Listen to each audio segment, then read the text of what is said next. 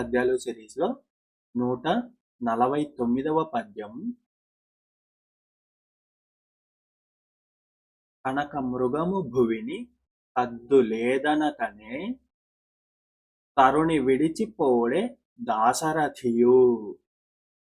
దైవమైన ధనము దలచుచుండునుగాదే విశ్వదాభిరామ వినురవేమ.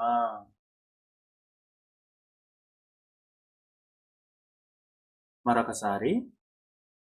కనక మృగము భువిని కద్దులేదనకనే తరుణి విడిచిపోడే దాశరథియు.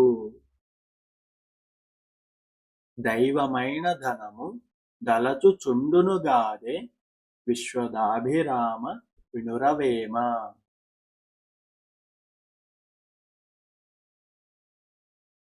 ప్రతిపదార్థం.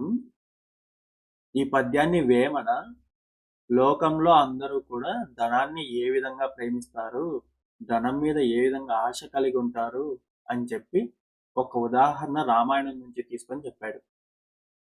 కనక మృగము భువిని కద్దు లేదనకనే. కనక మృగము, కనకము అంటే బంగారం, బంగారు మృగము. రామాయణం మీకు తెలుసు కదా. రామాయణంలో బంగారు లేడిని చూసి సీత ఆ బంగారు లేడి నాకు కావాలి అంటే రాముడు సీత కోసమని ఆ బంగారు లేడి తీసుకురావడానికి వెళ్తాడు. తర్వాత రావణాసుడు భిక్షగాడి రూపంలో వచ్చి సీతను ఎత్తుకెళ్ళిపోతాడు కదా.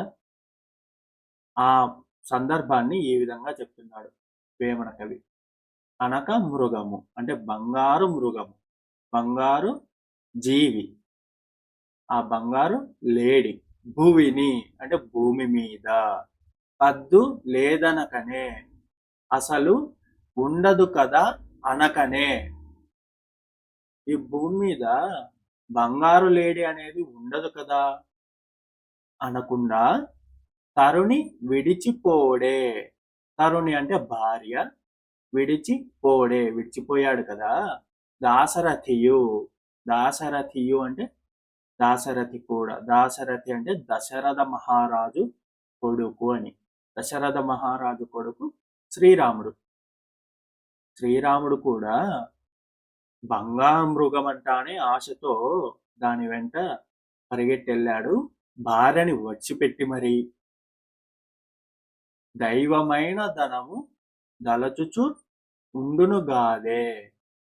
దైవమైనా సరే ధనమునే తలచుచూ ఉంటాడు కదా. అంటే లోకమంతా కూడా ఎప్పుడు ధనాన్నే తలుచుకుంటూ ఉంటుంది అని. శ్రీరాముడికి ధనం మీద ఆశ ఉందని కాదు, ఆ సందర్భాన్ని ఈ విధంగా చెప్తున్నాడు వేమన. భావం. ధనము అనగానే ఎంతటి వారికైనా ప్రేమ కలుగుతుంది.